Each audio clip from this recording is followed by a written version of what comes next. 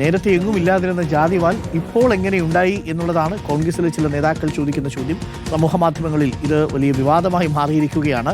നമുക്ക് ഈ രണ്ട് സത്യപ്രതിജ്ഞകളും ഒന്ന് കാണാം. അന്ന് വി.ഡി. സതീശൻ MLA ആയി സത്യപ്രതിജ്ഞ ചെയ്യുന്ന സമയത്തുള്ള വാക്കുകൾ ഒന്ന് ശ്രദ്ധിക്കും.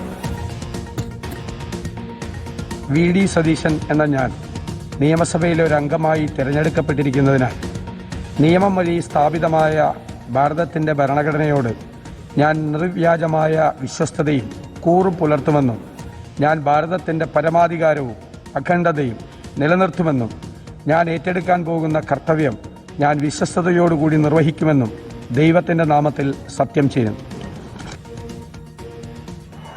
ദാമോദര മേനോൻ സതീശൻ എന്ന ഞാൻ നിയമം വഴി സ്ഥാപിതമായ ഭാരതത്തിൻ്റെ ഭരണഘടനയോട് നിർവ്യാജമായ വിശ്വസ്തതയും കൂറും പുലർത്തുമെന്നും ഞാൻ ഭാരതത്തിൻ്റെ പരമാധികാരവും അഖണ്ഡതയും നിലനിർത്തുമെന്നും ഞാൻ കേരള സംസ്ഥാനത്തെ മുഖ്യമന്ത്രി എന്ന നിലയിലുള്ള എൻ്റെ കർത്തവ്യങ്ങൾ വിശ്വസ്തയോടും മനസാക്ഷിയെ മുൻനിർത്തിയും നിർവഹിക്കുമെന്നും ഭരണഘടനയും നിയമവും അനുസരിച്ച് ഭീതിയോ പക്ഷപാതമോ പ്രീതിയോ.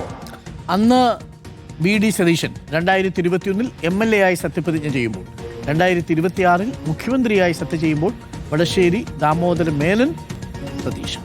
അതാണ് വ്യത്യാസം.